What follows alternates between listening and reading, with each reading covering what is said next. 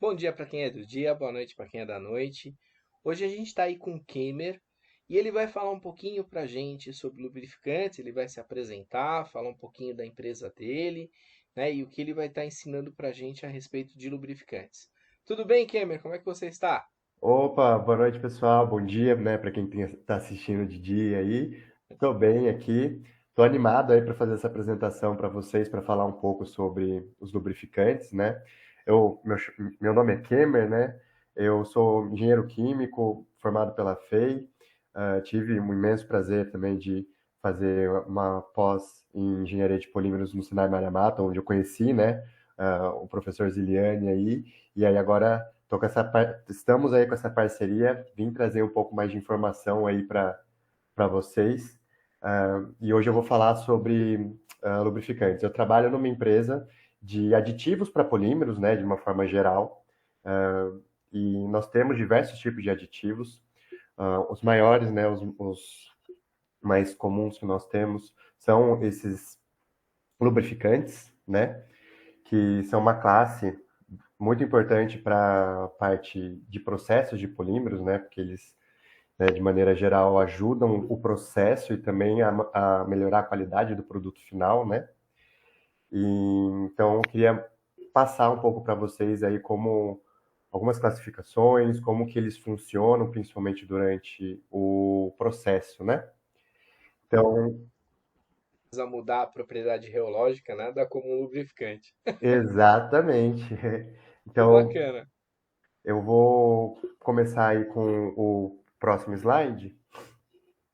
Então, eu vou dar uma pequena definição aí, né, do que são os lubrificantes, né? Eles são aditivos amplamente utilizados em formulações de polímeros, né? Especialmente no PVC, que é o cloricilento de vinila, e a função principal dele é reduzir o atrito, principalmente atrito interno, durante o processo, né? Interno e externo, mas eu já vou explicar como que funciona essa divisão, né? Eles também promovem o escoamento de massa, né, ajudam o material, né, a massa fundida, o polímero fundido, a passar pelo processo com muito mais facilidade, e evitam também o travamento em superfícies metálicas e também influenciam diretamente na qualidade do produto final. Né? Existem dois tipos principais de lubrificantes que a gente tem, os lubrificantes internos e externos. No próximo slide aqui, que eu vou mostrar para vocês, eu vou fazer a divisão dessa classificação, né? O que são aqueles lubrificantes internos? Eles facilitam o movimento das cadeias poliméricas é, através da redução da atração entre elas, né? Todos os polímeros têm aí a sua parte, tem a sua reologia, tem as suas formulações químicas, e essas cadeias que formam a molécula, elas têm uma certa força de atração que mantém elas juntas. Então, o lubrificante interno ele vai trabalhar, ele vai agir exatamente afastando essas cadeias um pouquinho, né, facilitando a movimentação entre elas, e também vai promover o deslizamento das cadeias e também vão melhorar o fluxo do polímero durante o processo e também melhorar a transferência de calor e energia dentro desse material fundido que passa pelo processo de extrusão, né? Eu vou ter aqui também e a quantidade que você acaba utilizando, né, dos aditivos de uma forma geral é sempre muito pequena em comparação ao montante, né, da produção da batelada que é utilizado. Na questão de lubrificantes, geralmente eles vão aí de 1 a 2 PCR, ou seja, uma ou duas partes para cada 100 partes de resina. Então, se você for analisar assim, é uma quantidade muito pequena em relação ao todo. Os lubrificantes externos, eles já vão evitar a adesão do PVC, né, ou do polímero na superfície metálica da extrusora, ou então tanto do canhão quanto da rosca, ou também até da matriz, no processo de extrusão. Isso também eles vão vão reduzir o atrito também das partículas de PVC com esses metais, promovendo uma maior fluidez durante o processo, né? também é uma quantidade que é utilizado nas formulações, varia aí de meio PCR até 1,5, né, dependendo da formulação. O tipo de carga, às vezes, que você tem também na sua formulação, isso pode interferir na quantidade. Então, sempre bom ter um estudo, né, dessa porcentagem, dessa quantidade, para poder atingir o melhor, ter a melhor qualidade, tanto no processo quanto no produto final. E aí no próximo slide, eu vou ter aqui umas imagens aqui que eu vou querer mostrar para vocês, para poder mostrar como que funciona cada um desses tipos de lubrificantes, né? Nessa primeira imagem, que eu tenho os grãos, né,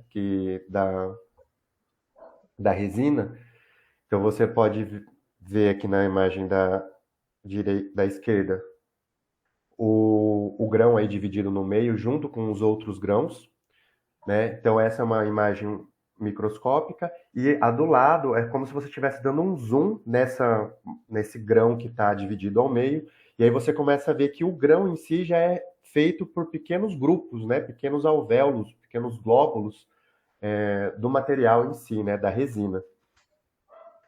E aí no próximo slide, por que essa explicação, essa imagem é importante? Porque para você ter uma imagem, eu consegui explicar melhor essa imagem. Se você olhar na imagem da esquerda, você tem aí o grão de PVC, certo? Que ele está envolto aí essa estrutura, essa linha mais escura. E dentro desse grão, você tem essas bolinhas azuis, onde são os glóbulos de PVC. Seria aquela imagem da direita, que seriam aquelas bolinhas menores. Então, a área de atuação de cada um dos lubrificantes.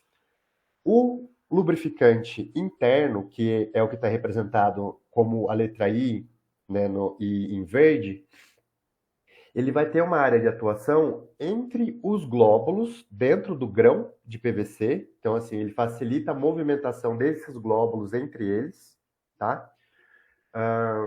E também eles vão estar atuando bem na borda ali do grão, assim, mais para dentro do grão, tá? Os lubrificantes externos, que estão representados pela letra E aí em azul, eles vão agir mais na parte de fora do grão e eles vão ter uma atração, um funcionamento, né, uma área de atuação entre os grãos que são maiores, tá?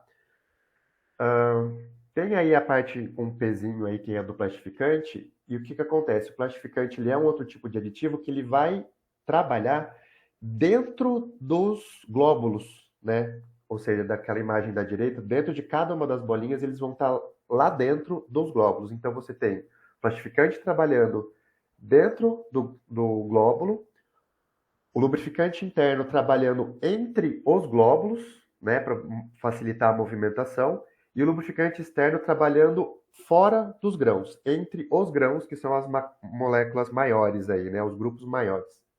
Se você for olhar agora na imagem, nesse mesmo slide aqui, você vai ter uma representação do que seria a chapa do canhão, né, no processo de extrusão aí como metal, e na parte de baixo você vai ter a massa de PVC fundida, né, a massa de polímero fundido. O que vai acontecer?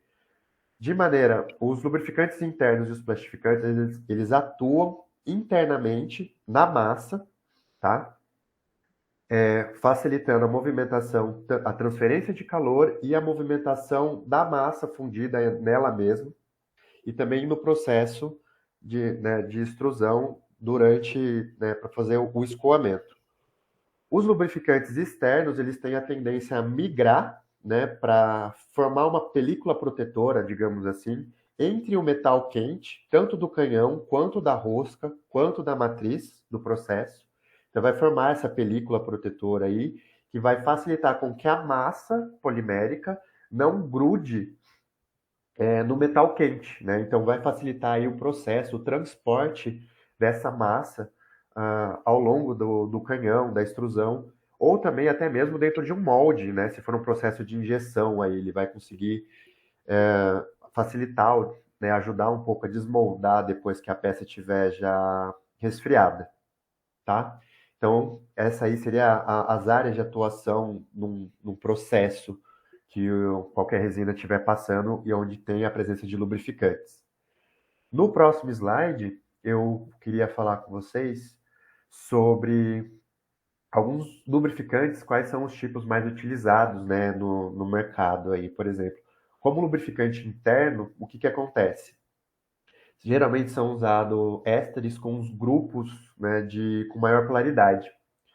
Isso vai interferir no processo porque, assim, esses grupos, né, com maior polaridade, eles vão ter uma maior afinidade com a resina.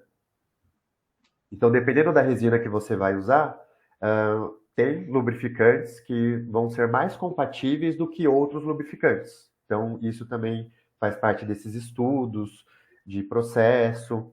Então, para você poder adequar e analisar o melhor lubrificante para o seu processo, né? Que isso é muito importante.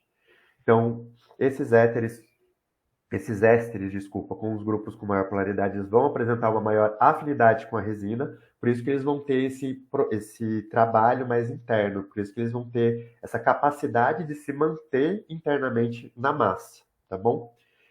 Já para os lubrificantes externos, eles geralmente são ácidos graxos, ou então são ésteres que apresentam uma polaridade menor, ou seja, eles acabam apresentando uma compatibilidade um pouquinho menor, por isso que eles têm essa tendência a acabar migrando aí para fora, né, da massa polimérica, formando aquela capa protetora no metal, né, fazendo essa proteção com as partes metálicas quentes.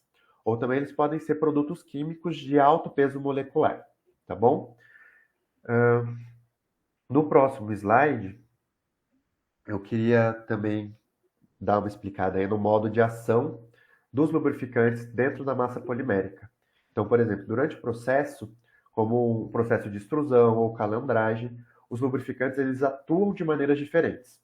Os lubrificantes internos, eles vão reduzir a força, eles reduzem a coesão entre as cadeias de PVC, o que favorece a fusão dessa massa e o fluxo também durante o processo. O que é essa coesão?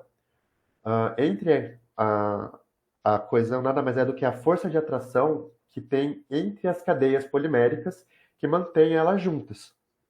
Ou seja, você utilizando os lubrificantes, você vai diminuir essa força de atração entre as moléculas, o que vai facilitar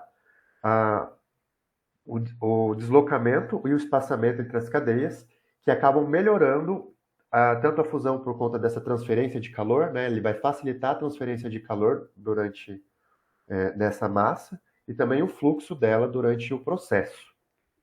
Os lubrificantes externos, eles formam essa barreira protetora entre o polímero e os componentes metálicos para evitar justamente a aderência e o desgaste das máquinas.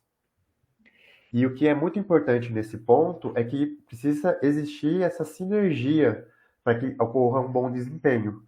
Que nem eu comentei anteriormente, essa questão da afinidade, da polaridade também dos materiais, isso vai influenciar onde eles vão agir, né, durante o processo, e também o fato de que alguns lubrificantes são bons, né, são ótimos, são super recomendados para certos polímeros.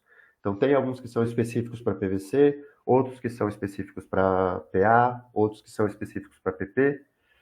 Então, por isso que é muito importante ter esse estudo para você poder ter saber escolher bem os seus aditivos para o processo, tá bom? No próximo slide, eu queria mostrar os benefícios, né, durante o processamento aí, da utilização desses lubrificantes. Então, o que acontece? Quando você usa o lubrificante de maneira adequada, ou seja, ele está na quantidade certa e ele é compatível com a sua resina, o seu processo e a sua formulação, você vai ter uma redução de torque e pressão durante o sistema, ou seja, você vai facilitar o trabalho do motor, certo? Então, com isso, você vai gastar menos energia também. Com o lubrificante e todo o processo, essa facilitação também da troca e essa eficiência de calor, né, essa fusão mais adequada, você também vai reduzir consumo de energia, porque você vai ter uma melhor homogeneização da temperatura ao longo do processo. Então, você não vai precisar produzir, né, não consumir muita energia, o que traz aí também uma grande economia. Com tanto essa redução de torque e pressão e essa melhoria no controle da temperatura de fusão, você evita a degradação, então você evita o superaquecimento, que pode gerar a degradação tanto do próprio aditivo quanto da resina que você trabalha, o que é muito importante no processo, né? E também isso vai fazer com que aumente a vida útil dos equipamentos. Ou seja, você está aplicando menos força, né? Está reduzindo o torque, pressão, consumo de energia, a sua parada para manutenção pode acontecer em tempos mais esparsos, né? Mais longe um do outro. Então isso é muito bom e é um dos benefícios, né? Os maiores benefícios aí da utilização desses tipos de aditivos. No próximo slide,